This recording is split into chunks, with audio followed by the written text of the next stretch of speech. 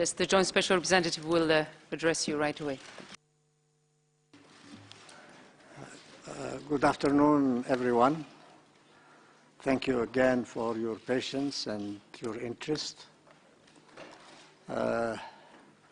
We had another meeting in the morning with the two parties in the same room, and a meeting with each party alone with me in the afternoon.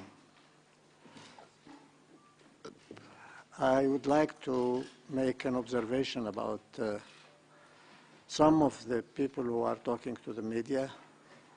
I think it's normal that the two parties talk to the media. In my opinion, there's too much. But I have told them this afternoon that there was need to be responsible and respect, if possible, the confidentiality of the discussions. And if you don't respect the confidentiality, at least don't overstate the case. If it is true that somebody said that the government side had said horrible things about religion and that I scolded them, it's not true. I don't scold anybody to begin with. There wasn't horrible things said about religions in Prague. So I have asked everybody to be, a bit careful with these statements. I'm afraid there isn't much to report. In the morning, we discussed the paper presented by the government, general principles. Most of those principles are already in the Geneva Declaration. And tomorrow we are going to talk about the Geneva Declaration itself and see if we can start debate. The humanitarian discussions haven't produced much, unfortunately. I told you yesterday that there was an agreement by the government that women and children can come out of the old city in Homs. I think they are still discussing how that should be done. I think the government is willing to make it happen, but it's not easy because there are snipers and there are all sorts of problems. The convoy of food and non-food items and medical supplies, there is no decision yet to let them in. I am asking the two parties to consider doing something about all these areas that are surrounded by one side or the other. And these people are really suffering inside. So I'm still begging, asking that something be done about these areas. Whether it's these areas are under siege by the government or by the armed groups. I'm glad that there is apparently the will to continue these discussions. Once again, I tell you, we never expected any miracle. There are no miracles here. But we will continue and see if progress can be made and when. Thank you very much. Thank you. We'll take some questions, starting with James. Yeah. James Bays from Al Jazeera English. For the first time today, you talked about transition, the political transition. I know I'm stating the obvious, but on one side, you have the opposition saying There's no way President Assad and those around him can be part of the new Syria. On the other side, you have the government saying he should stay. How on earth do you bridge this gap? Ideas, I'll take them with great pleasure. Thank you. Yes, Musa. Yeah.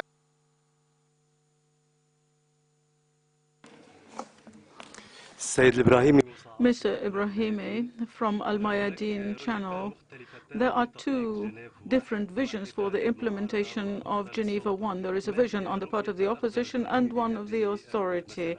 What is your vision, sir? This is a very long story, man. We are trying to implement the real Geneva plan, the true Geneva plan that seeks to put an end to the war and to enable the people of Syria to attain and to realize its legitimate ambitions and to construct the new Syria. How could that happen? Well, it's not an easy thing. You know that there are so many ramifications of all the problems inside the country, but our aim is to put an end to the war and to start building the new state in Syria.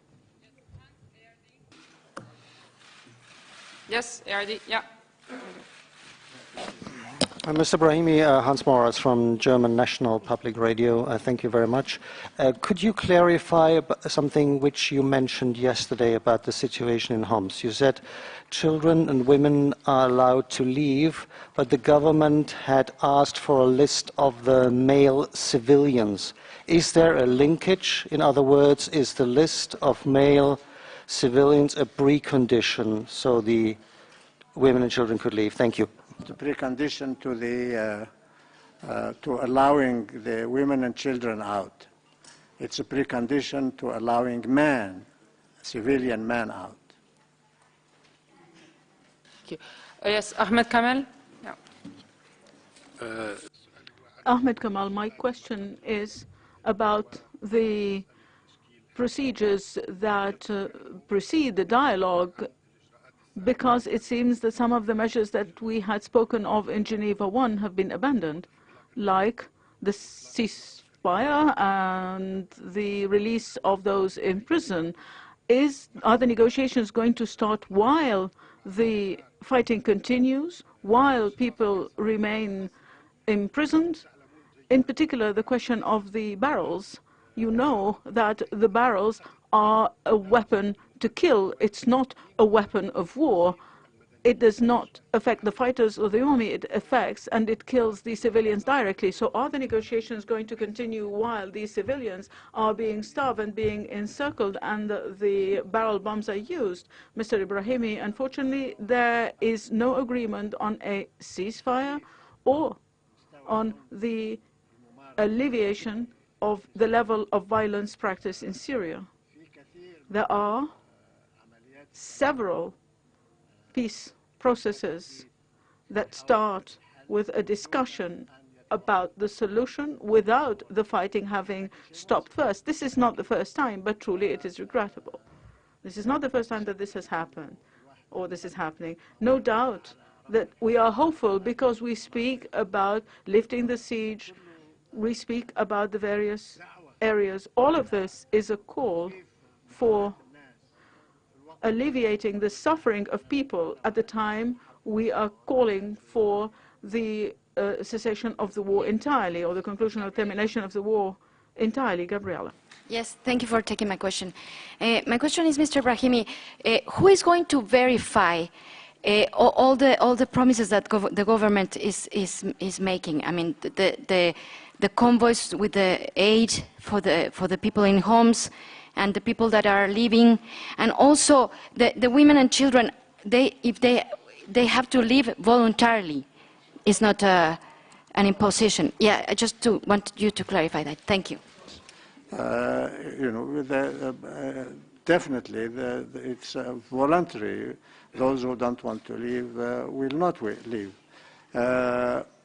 The United Nations and the ICRC are present over there, And the convoys of food and non-food items are actually will, if that happens, be taken in by the United Nations. So we will, of course, therefore, know for certain if they have gone in or not. And the ICRC and the UN are there, and they will see if there are any women or any children that have come out. Yes, Ahmed Zakaria. Ahmed Zakaria, Mr. Ibrahimi, Ahmed Zakaria, correspondent for Al Kul Radio.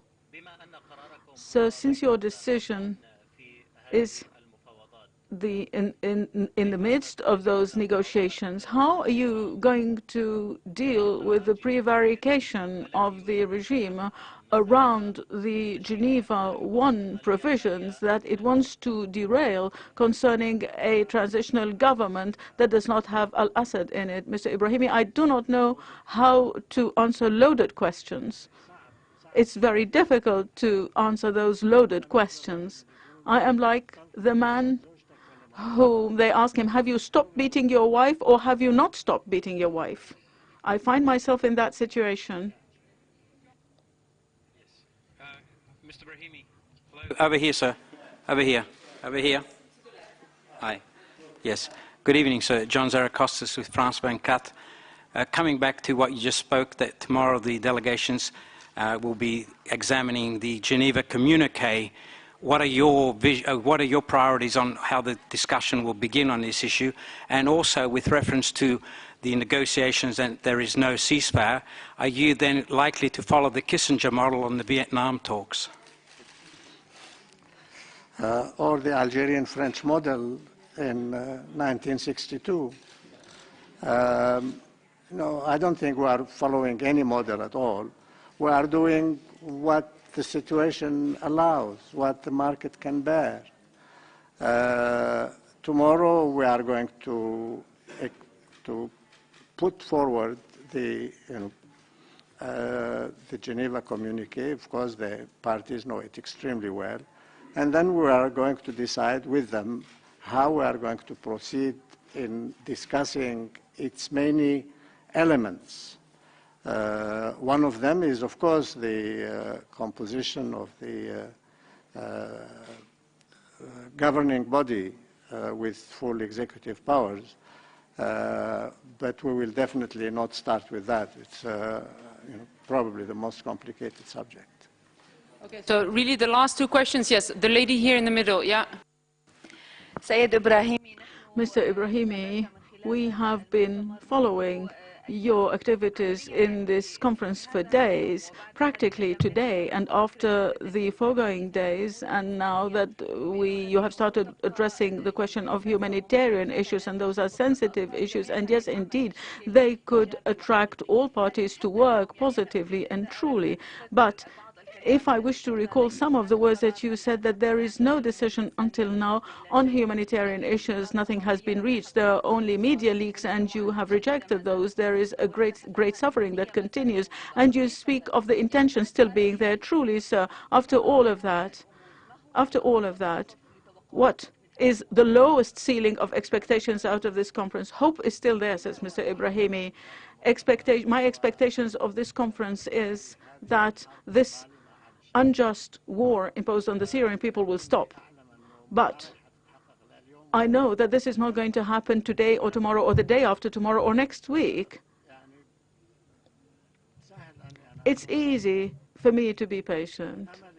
My hope is that those brethren, the Syrian brethren on both sides, are going to think of their people, and that they are going to try to make as much progress as possible, they and the people behind them, not just the people who are here. Those are brethren, yes, that we welcome them, but those who are the officials, the people who are responsible on both sides, I hope that they will be thinking along with us of the Syrian people. Yes, this is the last question, just here, the gentleman here. ميثم الزيدي من Maitab Zaidi, Al-Watan Al-Arabi. Sir, During the discussions that have taken place today between the opposition and the government, the opposition has refused a paper that was submitted by the government delegation and which refuses all forms of foreign intervention. So is this going to lead to the fact that the opposition will again ask for foreign intervention in Syria? This also is a loaded question. How do you say a loaded question in Arabic? What is... what is the, yes, there must be a term for it. Okay, it's a targeting, it's a mind question, it's a loaded question. Yes, the negotiations have everything associated with them. There is no real answer to that question.